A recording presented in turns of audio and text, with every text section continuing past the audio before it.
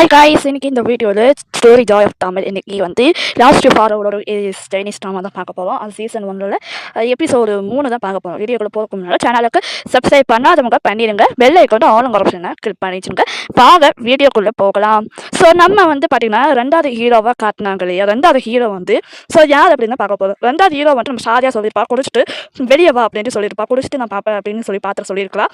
ஆனால் வந்து இவன் வந்து பார்த்தீங்கன்னா வெளியே வந்து பார்க்குறாங்க, எல்லாருமே ஆச்சரியப்படுத்துறாங்க. யார் அப்படின்னா அந்த பெரியவரும் வில்லி 2 பேருக்கும் ஷாதியாவை எடுத்து பார்க்கலாம். யாராவன் அப்படின்ட்டு பெருசாக ஆச்சரியப்பட்டு பார்க்கலாம்.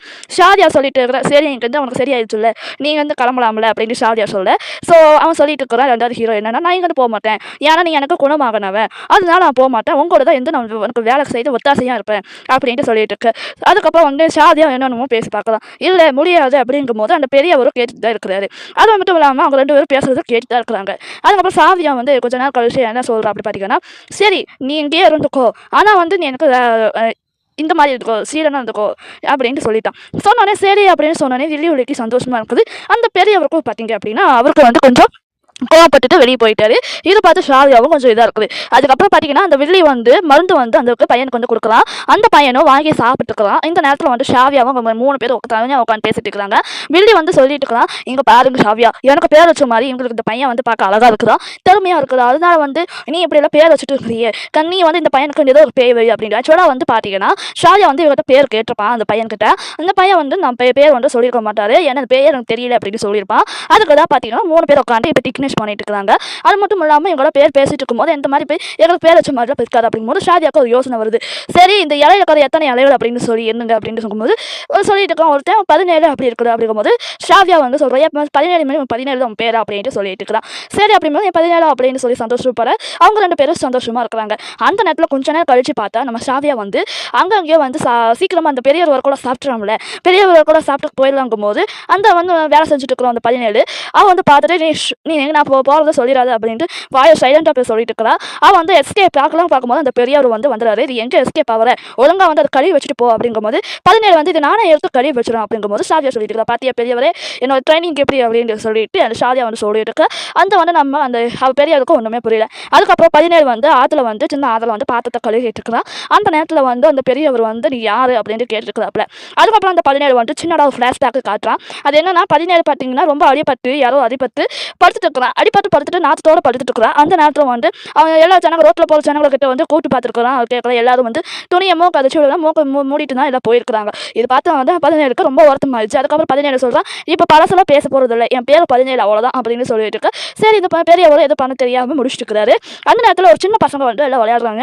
அந்த நேரத்தில் வந்து ஒரு சின்ன பசங்க நான் தான் பெரிய நாகத்தலைவன் அப்படின்னு சொல்லிட்டு ஒரு சின்ன பசங்க வந்து விளையாண்டுருக்க சமயத்தில் நம்ம சஞ்சுவான் வந்து வந்துடுறான். சஞ்சுவான் ஒரு கூட இளவரசியை வருவாளையா, அவளை கூட வந்துட்டு இருக்கிறா. அந்த இளவரசி வந்து கேட்டுருக்கிறா, யார் அந்த நாகத்தலைவன், 9வது தலைவன் யாரு அப்படின்னு வந்து கேட்டுட்டு இருக்கலாம்.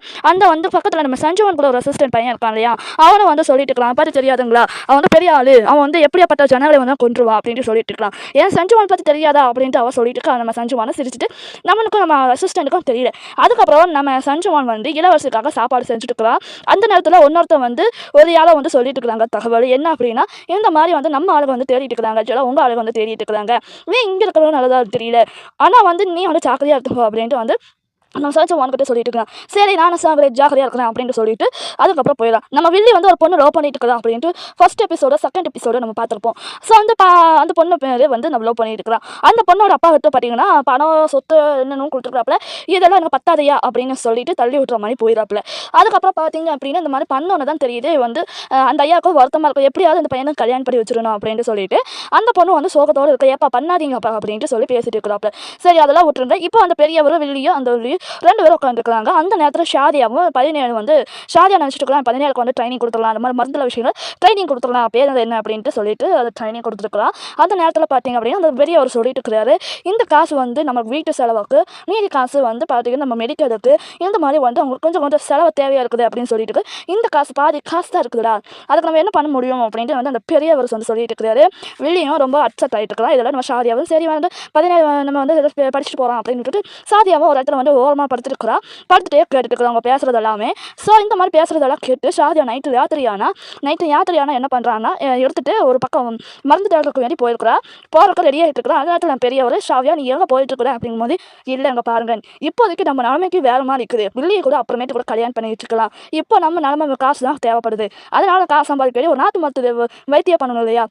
அதனால நான் மூலிகை பொறிச்சிட்டு வரேன் அப்படின்னு சொல்லிட்டு அத்தை ராத்திரியில் வந்து நம்ம போயிடாப்புல இவன் வந்து சொல்லி கேட்டு பாடும்போது அந்த பெரியவர் இன்னத்துக்கு போகாத.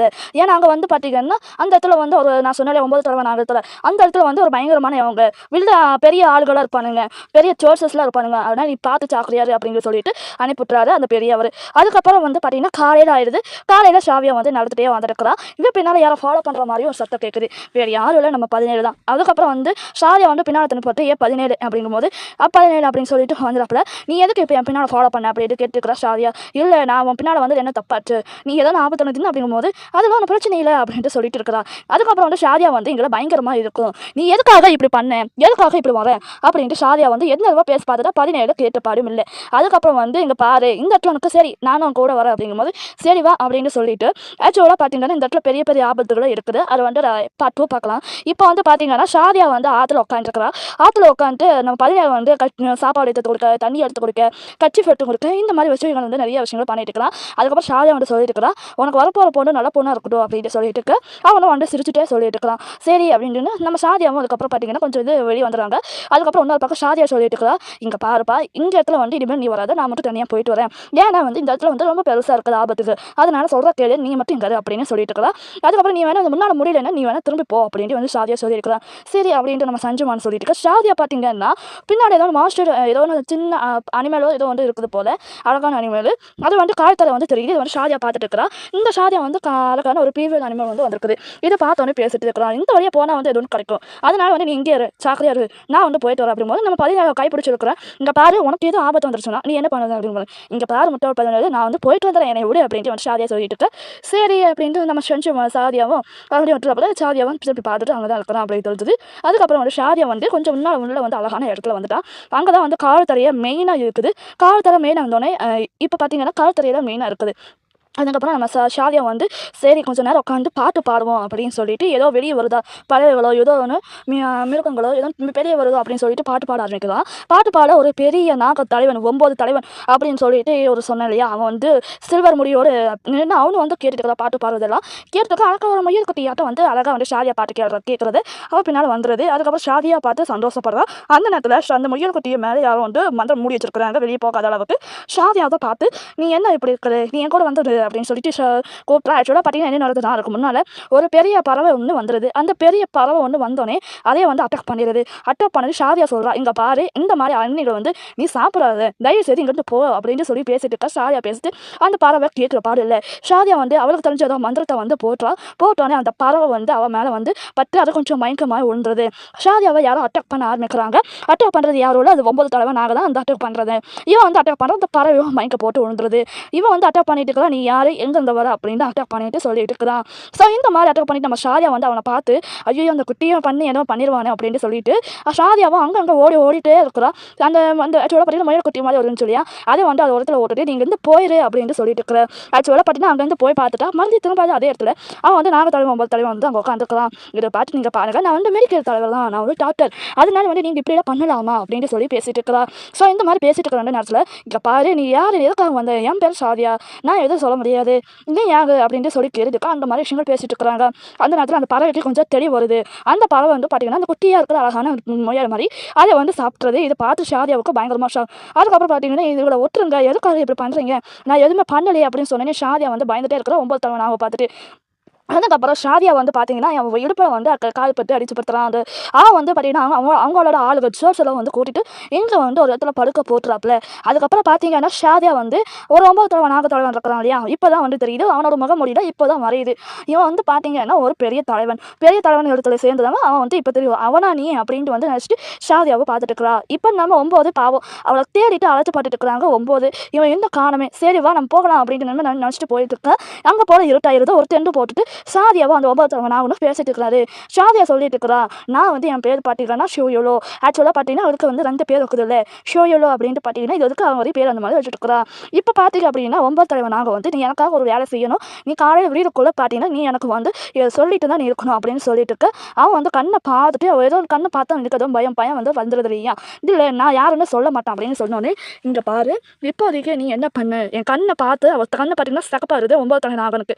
அதனால் வந்து அந்த கட்டி ஒரு நோவில் இருக்கிற கட்டியை ஷாவியா கழுத்தில் வந்து போயிடுது. இரு நான் எது சொல்லிடுறேன், என்ன எது பண்ணிடாத அப்படின்ட்டு சொல்லிட்டு இருக்கிறா. ஸோ அதுக்கப்புறம் என்ன நடக்குது அப்படின்ட்டு பார்க்க போகிறோம். ஸோ அதுக்கப்புறம் என்ன நடக்குதுன்னு பார்க்க சேனலுக்கு சப்ஸ்கிரைப் பண்ணுங்கள், பெல் ஐகானை கிளிக் பண்ணுங்கள். நெக்ஸ்ட் வீடியோ பார்க்கலாம்.